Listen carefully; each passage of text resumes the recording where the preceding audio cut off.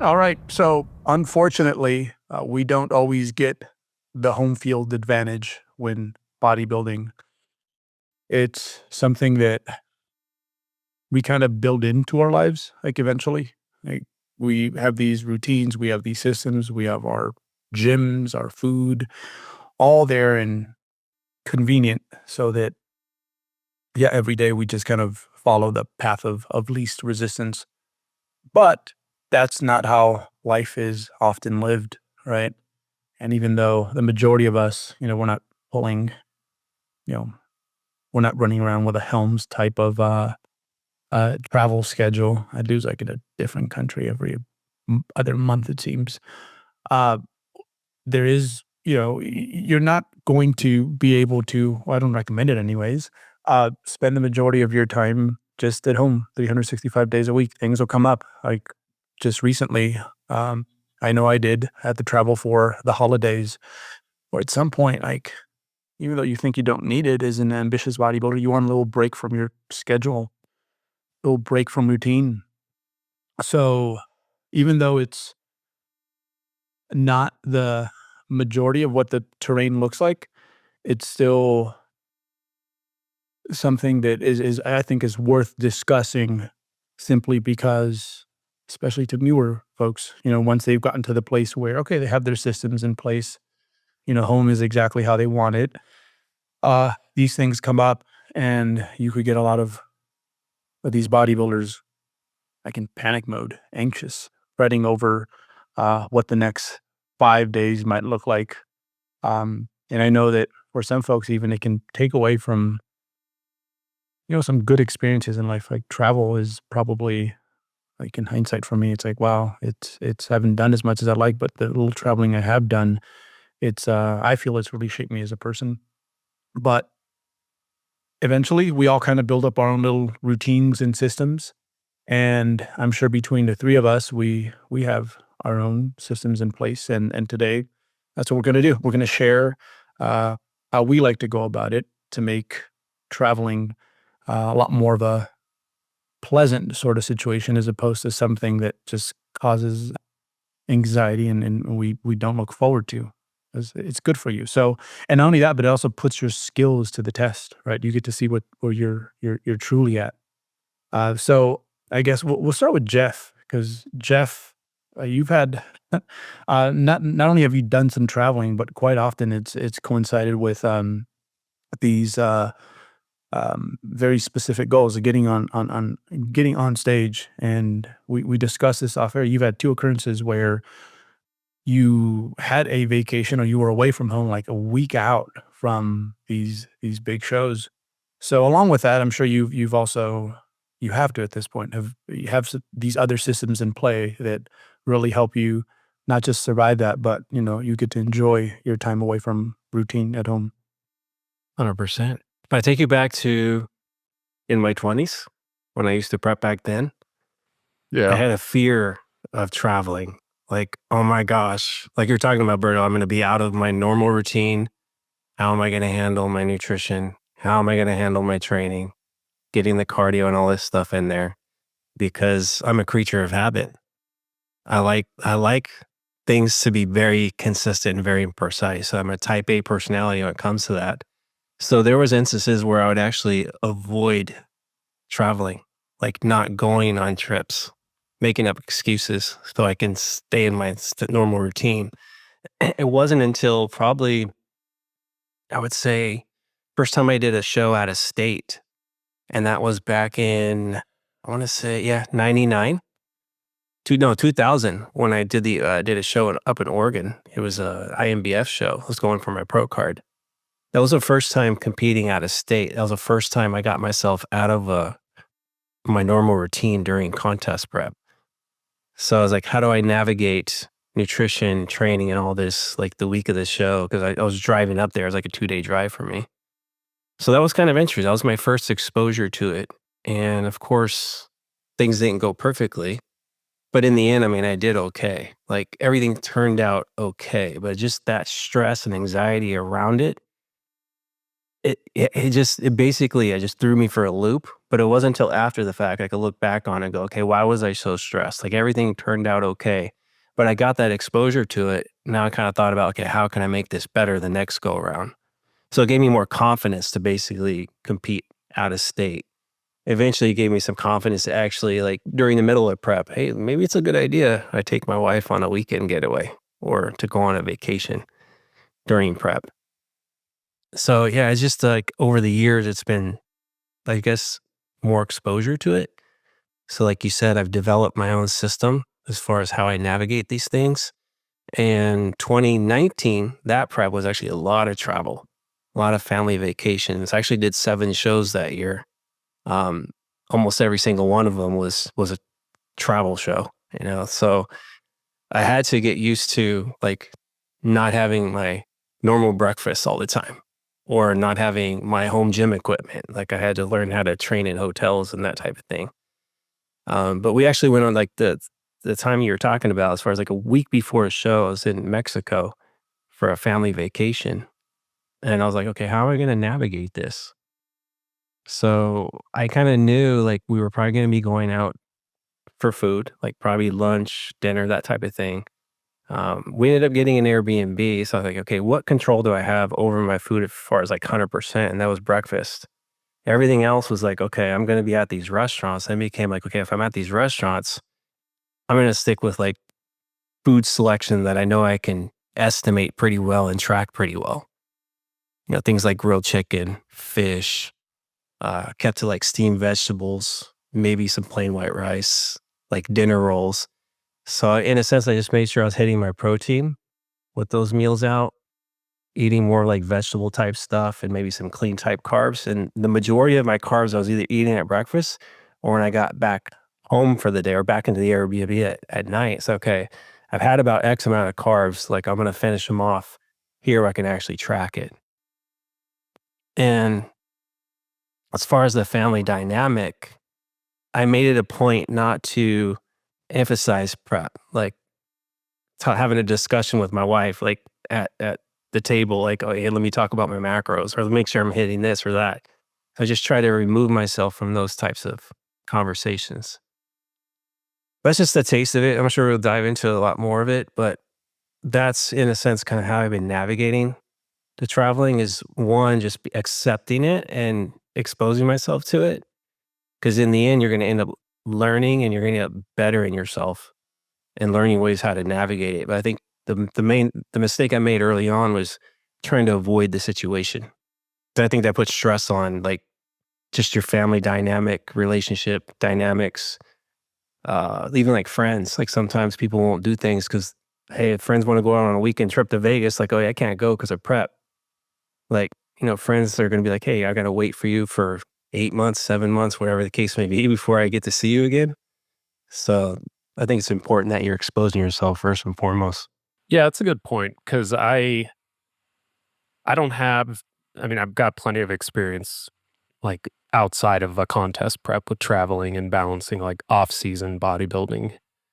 And in that case, I think it's there's a little bit more flexibility. I think typically for people, there's less stress involved, if you're in the off-season going on a trip. But when it comes to, like, training on, like, off-season, like,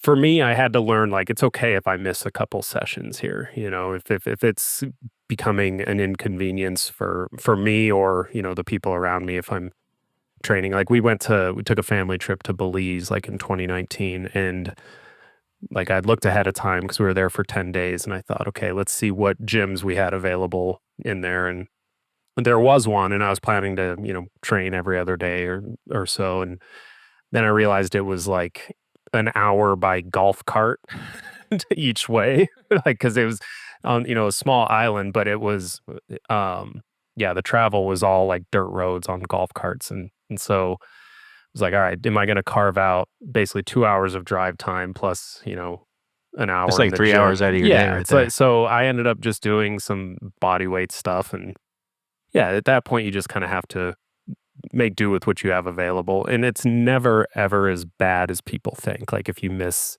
a week of training. I'm not saying like avoid training when traveling, but if it's outside, like that's one thing I've been exposed to is, first time having a kid, the first month after, training was a bit more spotty. I realized like I got right back to where I wanted to be very quickly. And Berto, I know you've experienced that now.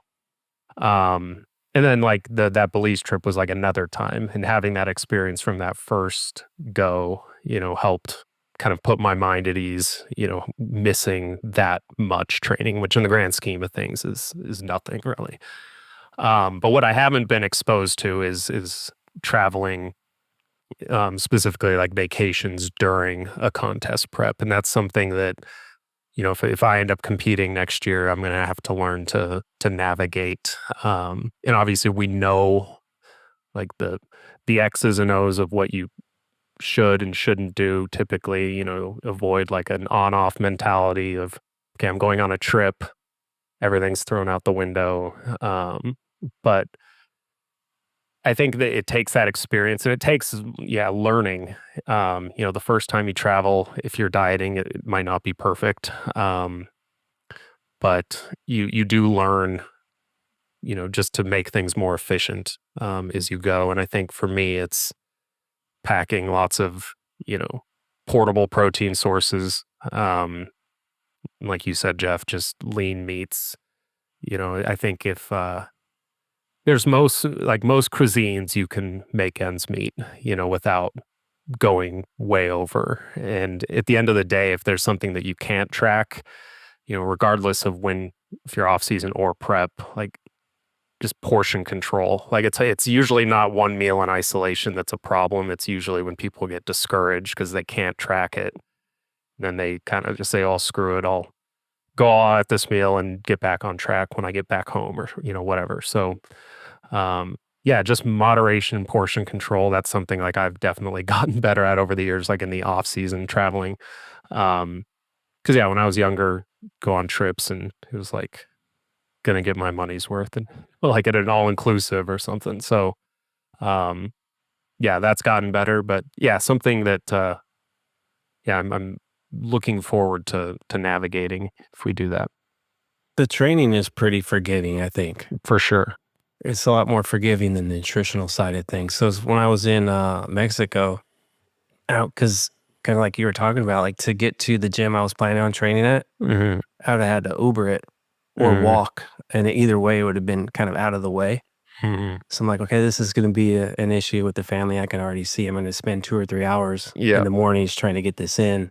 They're ready to go to the beach and they're waiting for me. Like, this ain't going to work. So when I got into the Airbnb, there happened to be a 5-gallon water jug in the kitchen and it was empty and it just clicked. I'm like, I can fill that thing up and I can lift that. Yeah. So I made a post on Instagram and everyone went nuts because I'm like training with a water bottle for a week. But as long as I'm hitting this like doing the same movement patterns and I'm hitting close enough to failure, like this is good enough for a week to maintain muscle mass. And then going through that, then you click, okay, nothing negative happened by training with a water bottle. Like my physique stayed the same. I'm like, okay, just gave me confidence. Like, okay, my training doesn't have to be perfect. I don't have to have the same equipment. I don't have to do the same 3x8x10 or whatever I've been doing. It can change. That's where the research has come into play. Like we know, like anywhere between 5 to 30 reps creates hypertrophy. As long as you're hitting the proximity of failure based on that, you're fine. Yeah. So oftentimes when I'm coaching my athletes, and because that's the one thing they always kind of talk about, it's like, well, I'm not going to have this equipment. It's going to be different, or the gym or is this or that. I'm like, as long as you're mimicking the same patterns, and if the frequency is relatively the same or close to it, you're going to be fine. Yeah. So it's usually training is like a lot more forgiving. For sure. It's navigating the nutritional side of things with traveling. It's a little bit like flights, long drives, that type of thing. Yeah, the training I think is certainly more forgiving for bodybuilding. I know like powerlifters, it's less forgiving, but it's still like I remember we went to a wedding in Oklahoma. This was I think a week before nationals, like USAPL nationals in like 2016 or something. But I remember there was like a Anytime Fitness there. And I thought, okay, this like they've got a barbell. Like this will be like I was hitting openers, I think. It was like the final week. And then I got there and I realized that I didn't have any 45-pound plates. It was all just like 35s.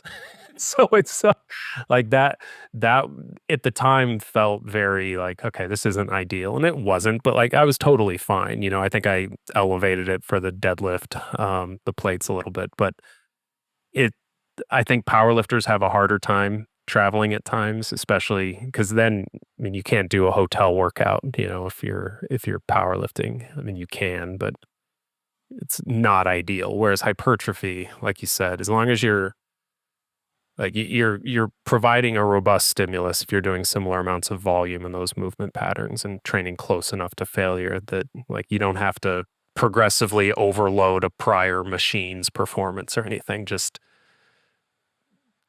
beat a muscle up with high reps and close to failure, and you'll be good. It was kind of like a pandemic. When the pandemic first Yeah. hit and everybody's freaking out because they can't go to the gym. I'm like, oh, I'm going to use that Instagram post with the water jug. This is Yeah. going to be my go-to for a lot of people. Yeah. Yeah. What about you, Berto? I know you've traveled a ton. Yeah, I think I've worn many caps when it comes to this. Like I remember kind of like you, Jeff, early on, I just would avoid things. And in some circumstances, it was probably not a terrible thing for me because it got me through the adolescent years, like the strong ones, like age 19 to like 23. Like seldomly did I party, for example. So I think in some ways it was beneficial, but in other ways, um, like the micro version of traveling is like when you are starting to become very regimented when it comes to your nutrition, and now you have to eat out, and you're kind of like a deer in headlights. But with time, um, you kind of start to develop systems, right? And initially, it's maybe a little crude, where uh, an anxiety base, where you're looking at the menu and you're like, "Damn it, I'm gonna have to get this like really terrible tilapia dish that I really don't want, but it's the only thing that fits, right?" But with time, eventually, you kind of learn to the fact that it's a it's a drop of water at the end, especially if you're very consistent, right? It's like, hey, maybe you went to that restaurant with the tilapia, but you got, I don't know, the lasagna instead this time, and like, oh, it really didn't do much at the end of the month. So a lot of this comes down to exposure, and I do get that, to some extent, because there are going to be sacrifices. We all sacrifice things, right? Like if we weren't bodybuilding, there's probably other things that we would be doing with our time, but we've decided to do this bodybuilding thing. Um, so yes, like we're not eating out all the time in this house. Like, Panda Express, maybe like once a week is kind of our treat. Generally there's that routine, but every once in a while we go out to eat, and it's kind of like a rehearsal. It's like, hey, you guys pick where you guys want to eat. And not only is it a rehearsal when it comes to my skill set, but also a rehearsal when it comes to, um, just realizing that like, hey, this doesn't really matter, especially if you're very consistent, like for the other 34, 35 meals, across the week. So you start learning there, because then eventually it's like, okay, now we're going like into the deep end of the pool, where you're going to be traveling maybe to a town you've never been to. Say you want to go to New York, you've never been to New York. And maybe initially, this is how I would do it. Like I would look around the terrain because I need to be familiar with the terrain. It's like, all right, let me stay close to a place where there's a gym that's conveniently located. And over time, it's kind of mellowed out a little bit. And it also depends on like what phase am I like in my training? Am I prepping right now? Um, when I was training for powerlifting, for example, it's like, okay, I need at least a CrossFit box or something, and I'm gonna try to like buy my way in there for a few hours. But over time, like if anything, these little breaks, interruptions, I've learned to like leverage them, where say, um, man, I was going hard like prior to this like Christmas holiday for a good 4 or 5 months. And I'm like, you know what? I'm gonna try to pace my training in a way where if I have to take a deload during the Christmas holiday, it's like welcomed if anything, right? So often that's what I'll do with my athletes as well. It's like, okay, like when do you have your next vacation? When do you have the next interruption? That's going to be your deload, as opposed to like, something that's like preset for no real reason other than assumed levels of fatigue. So you know how it goes. Like any goal, it's like to make it go smooth, probably the first few times you have to overwork. And then over time, you kind of condense it to these like smoother, much more efficient systems. So it's evolved so much. If I was prepping, like it looked totally different. Like in the off season, it looks totally different. But again, this is something that the only way you're going to be able to come up with your own systems is to practice it. Right? It's just kind of like eating out, which is again the micro level of traveling, the micro level, because you're not eating this dinner at home. You're eating this dinner, I don't know, at a Sizzler or something like that. So like anything else, the only way you're going to get good at it, because all our systems here are a little different, right? You have to go and do it and like face these things head on. And eventually a few years like down the road, you have your own system that'll be unique to your own situation, your own circumstances, your own set of goals. I think it's important that you're exposing yourself, though. That's like because you know how us bodybuilders are. It's accepting the fact that we need to expose ourselves to challenge ourselves to actually create a system, and then to actually follow through with it, and understand you're not going to be perfect the first one or two vacations. You're going to be like, oh my gosh, man, like that didn't go too well. But you learn to like, okay, maybe I need to adapt this or adapt that. And quite often, most people who go on trips and vacations, you're usually more active because most people are exploring. Like I know for me personally, like my step count quite often doubles, sometimes even triples. So even if I have some overages, like there was one night on that Mexico trip, I was like, you know what? This, like you were talking about, Berto, on this one meal, I'm going to just like, I've done good the first 5 or 6 days. I can tell in the mirror, I'm making some pretty good progress. So I'm going to enjoy myself on this one meal, because this one meal out of the 28 that I've had on this week-long trip, even if it's over a few hundred calories, like I'm still at a damn good batting average. So I kind of went in there like, okay, this is the meal I'm actually going to enjoy with the family, enjoy life, let my hair down. Even though I don't have hair, I let it down. And yeah, it was like nice to be able to not think about bodybuilding, just be present in the moment, and to have a nice meal and to know like, hey, this actually went pretty well. I did pretty good. Hey 3DMJers, Andrea Valdez here, just popping in to tell you about a new mini course we just released in the 3DMJ Vault titled Cardio for Fat Loss. It's by one of our head coaches, Brad Loomis, and in it he'll teach you exactly how we conceptualize and prescribe non-lifting activity for our athletes during their dieting or contest prep phases. It goes over how much cardio we like to see in the off season or between seasons, how much non-lifting activity we like to see at the start of a diet, when we may or may not increase that amount of activity, when we might assign actual cardio sessions on top of general daily step counts, and a whole lot more. Cardio for Fat Loss also includes a couple of case study chapters where Coach Brad walks you through the spreadsheets of 2 of his contest prep athletes, so you can see the relationship between activity prescribed, calories consumed, body fat loss, and what decisions were made along the way. This course is now the 28th course in the 3DMJ Vault, which is our online learning platform of organized video-based education for serious lifters. You can get all access to all of those courses with a one-time purchase of a lifetime VIP membership or a one-time purchase of a single-year VIP membership. You'll get foundational training courses like personalizing your program, bodybuilding program design, and the lifting library. You'll also get more specific accessory courses like the Advanced Deload Guide, Transitioning Away from Tracking, the Godfather's Guide to Posing, the Lagging Body Parts course, the Physique Photo Guide, and a whole lot more.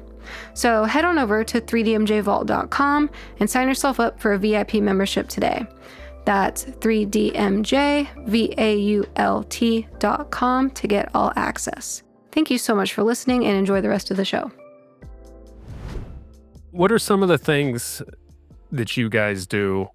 I think I'm trying to think of like from the viewer's perspective, like some pointers for food selection, based off of different cuisines, because I know, some places are obviously easier than others, but There's people that I get that question regularly. Like, what do you recommend I eat at this place if I don't know the numbers? And I think that the overarching theme is just keeping things simple, if you can. And this is if you're trying to if you're not letting your hair down, like Jeff said, if you're just trying to kind of adhere to a plan and or hold ground, I think keeping like the more ingredients are in something, typically the larger the margin of error. Like sauces can be tough, if you don't know what's in them. But yeah, is there anything that comes to mind, or do you guys have any go-tos that you use when you travel? I think this is where, like, I've realized is I was on a 17-day trip recently, and it was all more or less the food I kind of grew up with, just Mexican food. And I've rewired my palate and digestive system, honestly, now to the point where not only can I not handle like a full cup of like refried beans, but from a palate standpoint, it's just like sensory overload. Like it's great, don't get me wrong, but it's almost like it's almost engineered to do one thing, like the food, right? It's like, and that is to like tickle your fancy, to like make you be like, whoa, this is like tasty, and it's one dimensional. And like my everyday life, like breakfast today was Greek yogurt, 2 tangerines, and a banana. Like it sounds plain, but like this is what my palate's used to. So whenever I have those foods now, like it's almost to the point where like it's just too much. It's way too much. Like it's like, oh, like I don't know, like a hard shot of whiskey to some people. Where it's just like, I get the point. That's great, but I can't digestively. I just can't handle it.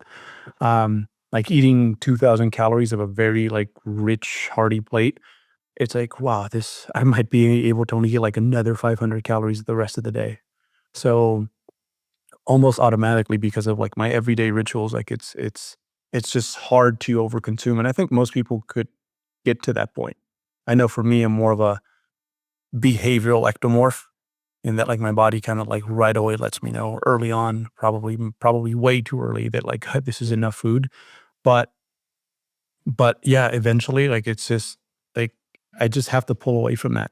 And it's a combination of just like this is what my palate wants because this is just what I'm used to eating, and anything outside of that just feels like it's tasty, don't get me wrong, but it's just like too much. So I'll lean on that. But also there's this one hack that I kind of do apply. And this is wherever I travel, especially if it's going to be for an extended amount of days, I'll just bring protein powder with me. Because usually when you're trying to make your protein intake through like these random dishes or things that are random to you, right? Like the protein's kind of contaminated with other things like calories, right? So I don't know, cheesy grits and whole eggs, like good luck to get your 30, 40 grams of protein for that sitting. Like that might push you over 1,000 calories. So usually before my meals, I'll just have a scoop, maybe 2 scoops of protein, just kind of depending on like what it is that we're going to eat. There was one morning over there where it was coffee and bread. That was like Mexican bread for breakfast. I'm like 2 scoops that day, right? And not only does the protein help you not overeat, like because you're like, okay, mission accomplished, or one of the missions like for this meal, like to get enough protein is out the way. But also it does a great job like blunting your appetite. It's a tool that I've used for those friends that, they ask for advice, but they don't really mean it. They're not really ready yet for like some sort of like fitness, nutritional intervention. I'm like, hey, just before every meal, have a scoop of protein and you'll see that it'll modify your behavior quite a bit. It's like a cheap bodybuilders like Ozempic, basically. So I'll do that a lot. Wherever I go, I just travel with like protein powder. In this case, I just had it shipped over there. But man, does it help because, you don't have to depend on these contaminated with quotation marks, like sources of protein. And it's going to help you, especially those who struggle with their appetite. I've known some big eaters that I've told them to do this, And yeah, right away, like they're like, yeah, I don't like this because I can't eat as many tacos as I would like. Yeah, I've used that with success as well in the past. And I think, getting that protein in just mentally, it's like, all right, I checked that box. It's almost like you build some momentum a little bit. You just kind of want to keep that going. And so you're less, well, one, it's, there's the satiety aspect, but two, it's like, let's just keep this pattern of good behaviors going. Yeah. Reminds you what you're there for or what you do Yeah, sometimes, right? exactly. So I think that's good. I think it's important, Brian, is if you're going somewhere that's longer term, like a week or more, is to think about setting up your normal environment in that new environment. Yeah. So usually wherever I'm traveling to, like if it's a hotel or something, I'm like, okay, does it have a refrigerator? Does it have not a refrigerator, microwave, whatever? So based on those types of things, like soon as I arrive, like we check in, I find a Walmart or a Target or a grocery store or something, and I basically stock up on as much of the usuals that I usually do. And depending on the schedule, if I'm there with family or what have you, like I'll kind of figure out, okay, how many meals am I going to be eating out at versus eating like in an Airbnb or in a hotel or whatever. So once I kind of know that, then I can create my system on how I'm going to roll with things. And if I do have to eat out at restaurants, then I'm thinking about food sources, like you said. Like I'm not going to be selecting like let me do some fettuccine Alfredo. Yeah. When I have go-tos for Olive Garden. I have grilled salmon. I tell them no butter. I have broccoli, no butter, and I have 2 breadsticks because I know the breadsticks are 25 carbs each.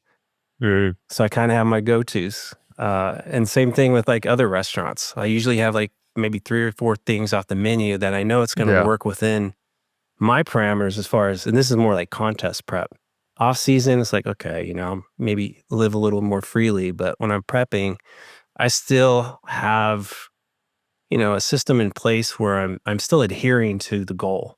For sure. And at the same time, because I'm not, in the moment talking about shouldn't I have a fettuccine Alfredo? I'm not verbalizing this with my family or my wife or whatever.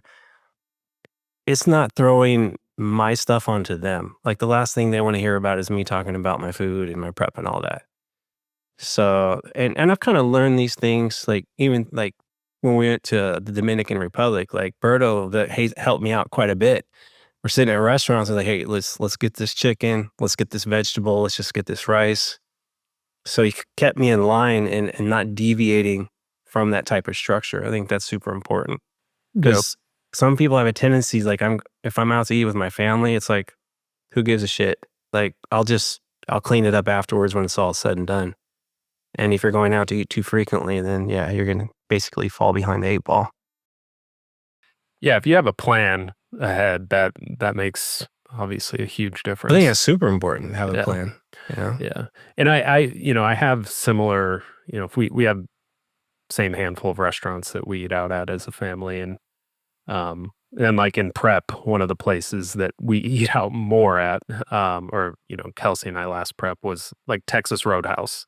That was it. That's one of my go-tos. Yep. Just like baked potato and a 8-ounce sirloin, and no butter on the side for the potato. It's pretty easy. Steamed broccoli, no butter. Like you can estimate that. You don't need to weigh the potato. You don't need to do any of that. Just pick that. That's a situation where like using like trusting. Okay, this is 8 ounce. Just plug in an 8-ounce sirloin. Medium potato, or large potato, like that's you're gonna be fine. But even like things on the menu that like you're not relegated to the menu either. Like most restaurants have chicken. Like if you said, hey, can you make me a side order of grilled chicken? Most restaurants will do that for you. Yeah.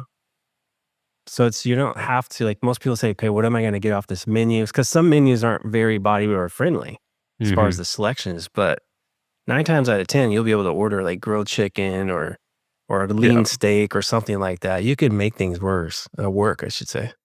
They'll gladly take your money. Yeah. 100%. For a little something. Yeah. But then also you have to know when that's appropriate and when that isn't, right? Yeah. There are times where it's like,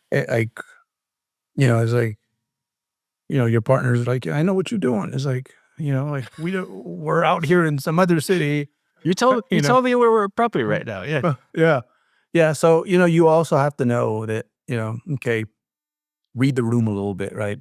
And this is where just like being super consistent just comes into play, because you can like imagine if it was the inverse situation, like, okay, that'd be alarming, right? But uh but yeah, if like, you eat out once a week, maybe, like, and you're consistently like meeting your protein intake, you're getting your fruits, you're getting your vegetables, you've been doing what you wanted with your body weight.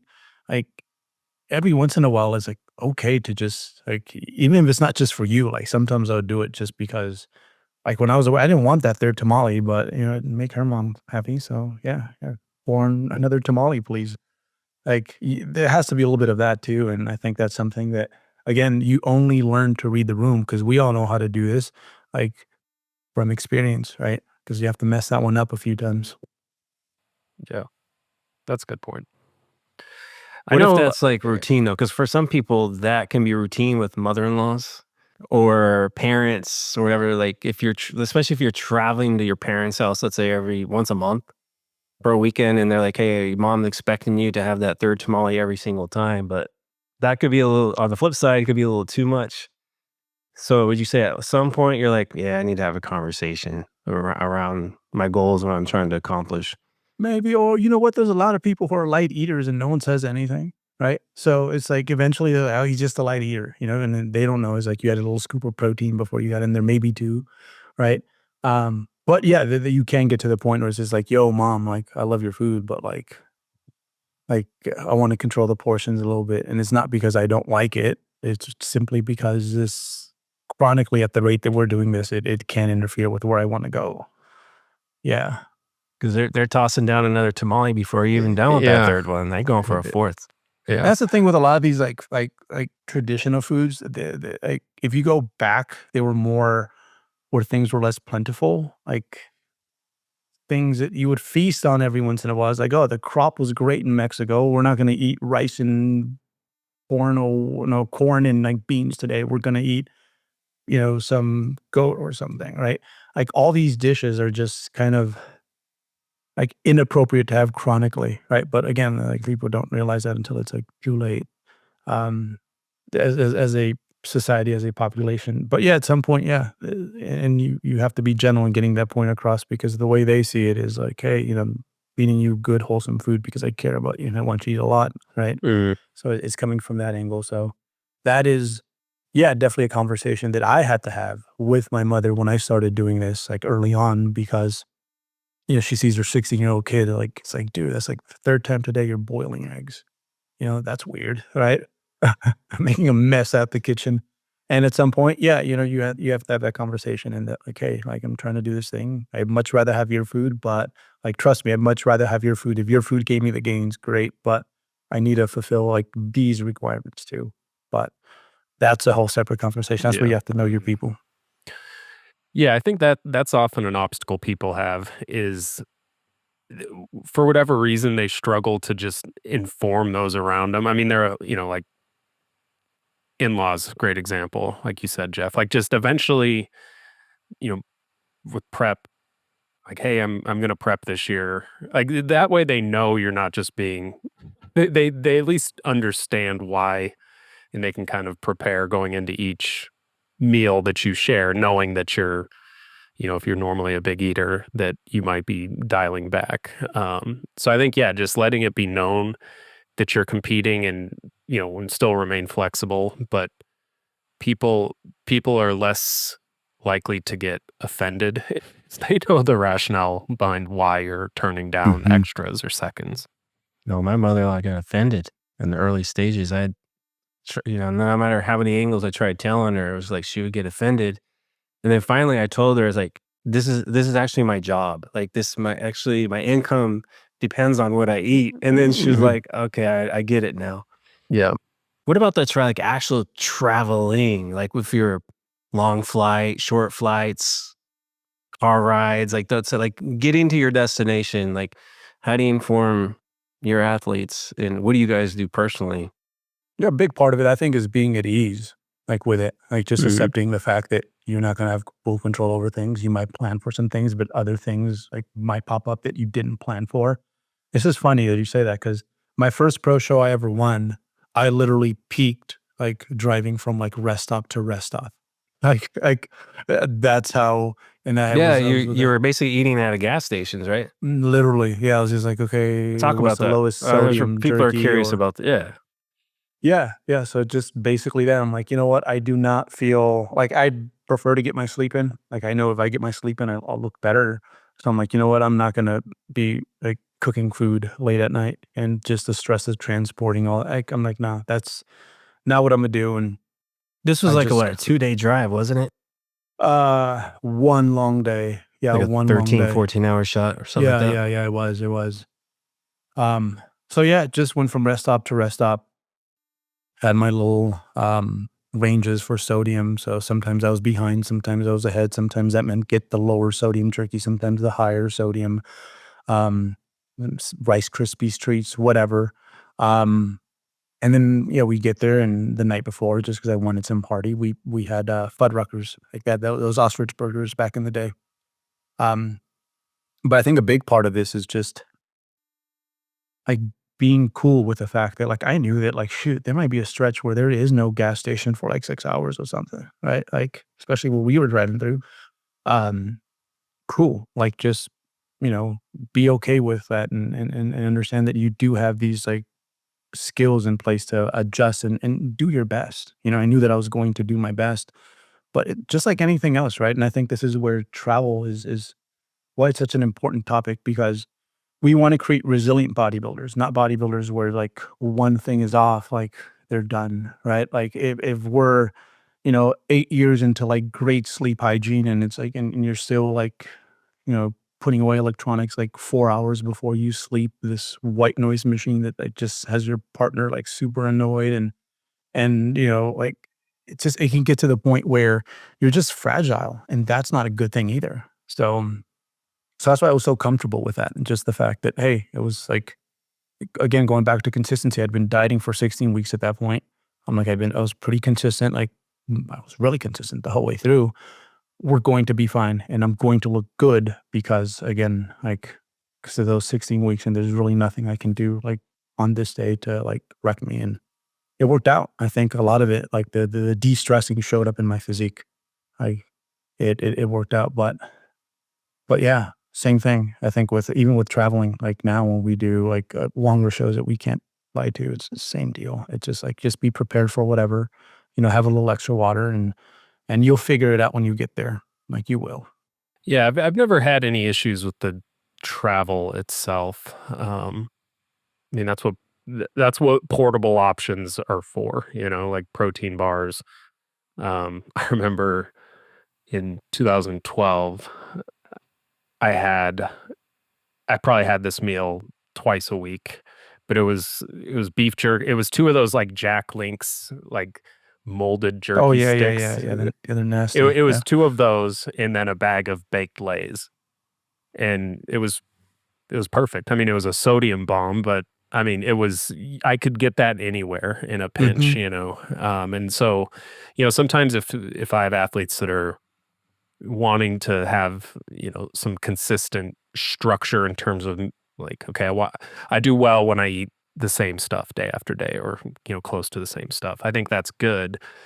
But I always have like a portable option for each one of those two that you can make ends meet with it. And if you know you're going to be away, if it's a 12-hour travel day or a 12-hour, if you're flying to Australia, pack, 4 protein bars or, whatever. So just plan ahead. Um, yeah, that part I think is, you know, like prepping. I think the one situation where it'd be difficult is like maybe peak week if somebody was um, unsure about sodium intake or something like that. But that's yeah, I think there's something to be said for just being relaxed with it. I know we've talked about it before, but I think peak week is like the more relaxed you can be and the less obsessive you are about like small details, typically the better you're going to look versus if you were obsessive about the details and high strung all week. So yeah, just go with the flow. I know a lot of athletes prefer, like I've had athletes that really wanted to do like mail order, like the pre-made meals, delivered to their Airbnb, so they had food all week. Like that's fine. Like I just kind of go to the store when I get there type of thing, kind of like you said, Berto, and Jeff, find a Walmart, find a, whatever. And, Airbnbs definitely make it easier though, in that regard. Yeah, car rides, if it's a long car ride now, it's like, I'll just pack a couple sandwiches Yeah. or some protein powder, protein bars, fruit, Yeah. rice cakes. Those things travel so easy. If it's longer flights, I'm like with you guys, I'm going to grab a protein bar because it doesn't take up much space on a plane. Yeah. And I don't have to think about like bringing a bunch of Tupperwares and like you, Berto, like you don't want to deal with that stress of food prep. I'm kind of like that. So that's usually what I tell people, like shorter flights, I'll just eat before I even leave. And I'm fine until I get there. Once I'm there, then I get situated and then I have my food. Yeah. Yeah, I think the flight to Australia, I was prepping and I had like an obnoxious amount of Quest bars in my bag. Wasn't planning on using them all, but I know I had like 20 in there just in case. I think the one thing to maybe avoid is like overly relying on protein bars if you're in peak week. I would say like you don't want to throw triple your fiber intake if you're not used to it. But any other time, I mean, if you can handle it. I mean, I try to stay below 2 Quest bars. Like if I get 3, I know that was some poor planning in most cases, but even if you could just limit it. You could undereat those things. It's just a short duration. For sure. Like, no, I'm even just if it's saying, a longer flight, like a couple of protein bars. But yeah, if you're in excess, slam down 5 or 6 protein bars. Or like the protein bars with sugar alcohols if you're not used to those. So yeah, I would just, if you're in close proximity to a show, just be cognizant of that unless you're used to eating those already. But yeah, I'm a big beef jerky guy. I think that's my go-to protein source on the road. I used to be, but yeah, they tear my stomach up now. Yeah. It's too expensive. It's like becoming cost prohibitive. You spend $10 to get 50 grams of protein. Yeah, that's a decent amount. Yeah. Kind of segueing into the training side of things a little bit. One thing that I keep in mind when training on the road is like, don't try to go too hard. Right. Like I was fortunate enough, like again, 17 days away. I just got back yesterday where, she understands. Like if she lets me train, like she's going to get the best version of me like the rest of the day. And I agree with that, like 100%. Like let me go get my fix. I get my fix. I come back and it's like, I am so ready for whatever. So I do try to train as much as possible. And of course, like quite often, especially in this case, like the gyms were like subpar. Like I wanted to RDL heavyish, but of course I didn't because again, on the road, different environment, bars were scary, like super bendy. But I just, depending on where I'm at, and I think during a prep, I'd probably be even more defensive if we're being perfectly honest, but just try to go in there and do what training does for me from an alignment standpoint. Like it just kind of puts me in a good place, good headspace. And then I feel like, at least in my case, after training, it's like you could throw whatever at me and I will be like sharper and more present for that situation. So that is something that I did do. It's like I scouted the train a little bit. It's like what gyms are there. And kind of nutty, but like I think for me, it's like I'm okay with paying like for a day pass and just training 3 days a week or something like that. But yeah, that's a big part is like no matter, because sometimes we do have the privilege of like going to some really nice gyms. Like when we're traveling, you're like, oh, my gym don't got one of these. I'm gonna, tear it up on that. It's like, it might not be the best thing. It's like, take it out for a test drive, but you don't have much experience on this thing, and I can see some things going poorly there. Yeah, like I had the Nautilus like diagonal pull. And I'm like, oh my God, this thing is so wonderful. But at the same time, I didn't want to like rip a lat off like on a vacation training session. But I mentioned this because I think a lot of people feel this way too, where it's like, if I get my training in, if I get my physical activity in, not to the same extent, but adults are like kids. It's like, you need to go get the wiggles out, like go do your thing. Like, and some days it was training, some days it was shooting baskets, some days they had a little like weight set, they went up to 30 pounds, and that's what I used. But I guess don't feel guilty if you are one of those people where it's like, this just makes me like mentally a healthier person. Because it is something that we look forward to. Like, people don't get it. Like, training isn't like something we want to take a vacation away from. Like, if it were up to me, it's like, if I could take my gym and like this like portable system, pop it wherever I go, if anything, it would add to the vacation. Right.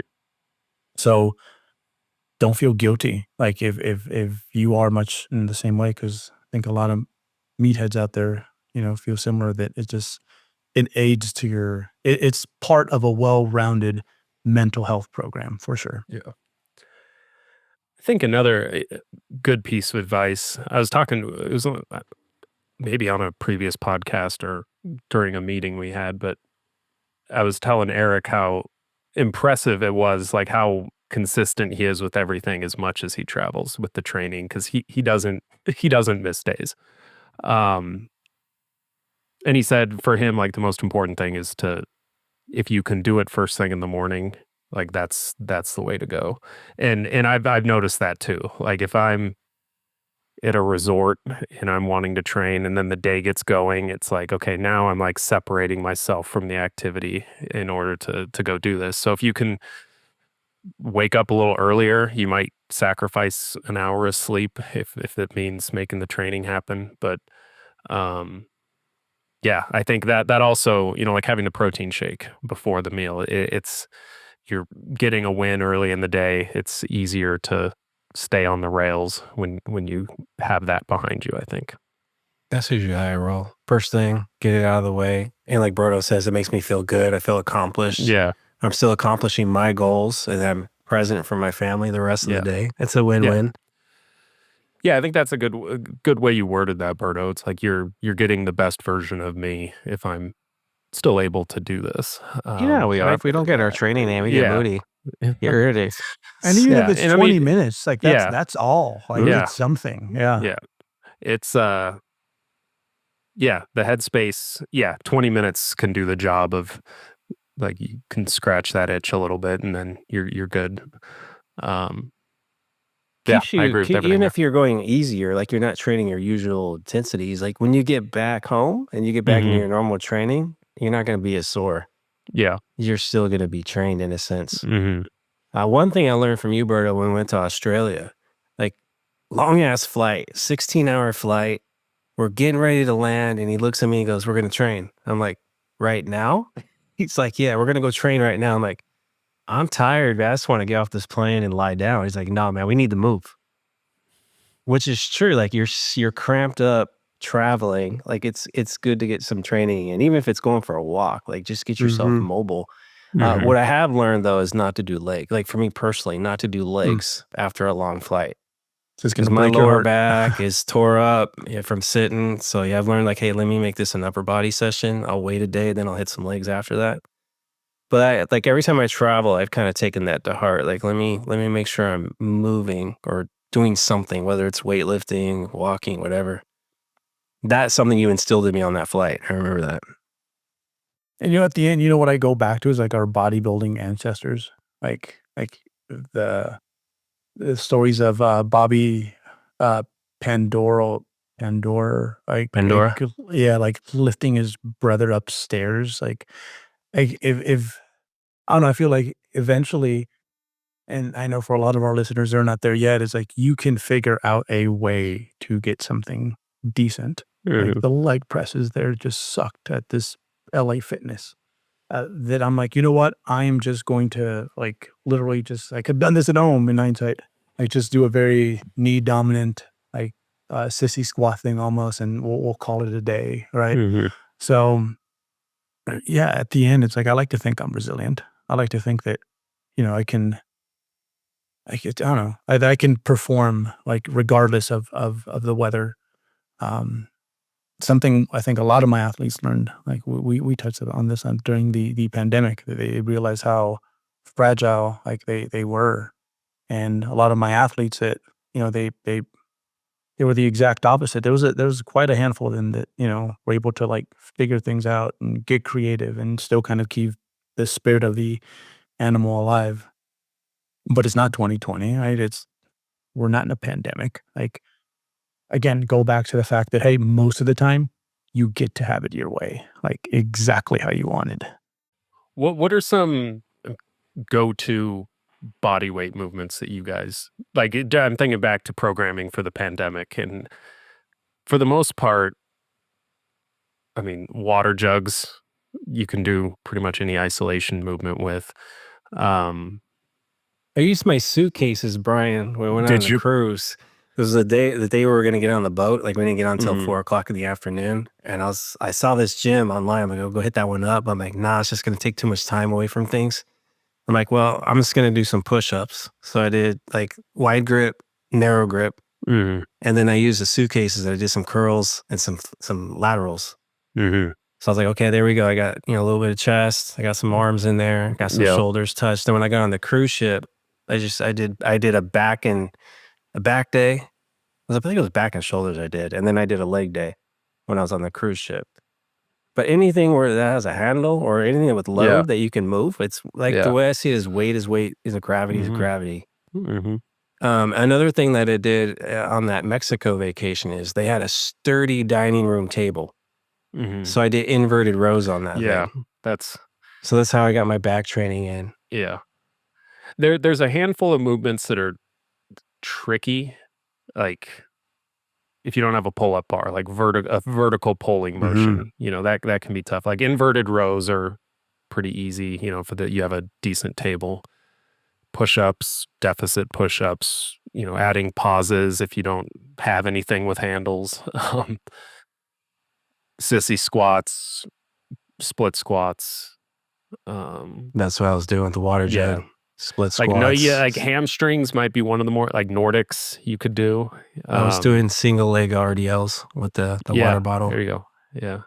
Mhm. So, and I mean, really, there's no way, there's nothing you can't check the box on with body weight, really, if you needed to. So it's just might not be your preferred way to train. You could even travel with bands. Just bring some bands. Yeah. I mean, that'll help out. Yeah. You know what's underrated is just moving. Like you see what happens to a limb when it's immobilized. Yeah. Like my buddy Ron Palmer, you guys remember him, right? Like some of the biggest arms on a middleweight that you'll see.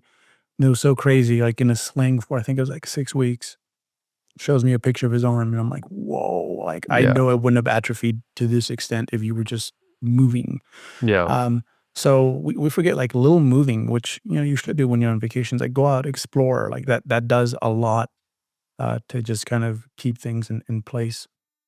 What else? Really young folks, as long as they don't go too crazy with this. So please don't go straining a hamstring, but sprinting, some light sprinting at like 80%, like that does a lot for you. Like there's not like even like the opposing like torque that each arm is kind of creating, like is pretty good stimulus, both to the front and backside of the upper body. So I don't know, just be active. I'll shoot hoops sometimes. Like just I think you can't really lose a whole lot of muscle in like anything. You hear 3 weeks a lot, but I think it takes about a month to see any like noticeable decay. Minimum 3 weeks, yeah. Yeah, minimum, like, yeah. But just moving, because again, like as much as like this is about making progress, I think for a lot of people, like once you kind of realize just how important physical activity is to your like mental health, like anything can like take up that role. Like there was some like moderate, like, yeah, moderately intense levels of like physical labor that I did while I was out there. Same reason. I'm just like, hey, like there, I shoveled a hole. Like I'm good. Like it can be anything, literally. Because I had an off-season Mexico trip. So it's a little bit of a different scenario where I mapped out where I was going to, like the resort we're staying at had a really nice gym. I was like, okay, I'll get up in the morning. I'll go get my training before the family wakes up. But once I got to the resort, we're in the lobby. I just kind of told myself, you know what? I'm just gonna enjoy life this week. I'm not gonna worry about training. Just something clicked. Like I just need to just remove myself from training. But we were super active. Like I remember we went canoeing one day, and I did the majority of the paddling. Man, the next day, man, I was tore up. Like my lats, my shoulders, my arms, they were all tore up. So I'm like, that right there is going to maintain muscle mass. Yeah. Plus I step counts. I was swimming a lot. I mean, you name it, like super active. And of course, come back from the trip and muscle didn't go anywhere because it was only a week long.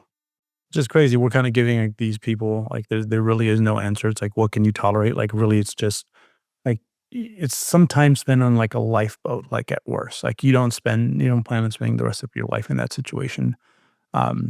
Which is kind of what we opened up with, is that like everyone's system's going to look a little different. I think depending on where you are, like, are you prepping? Are you deep into the off season?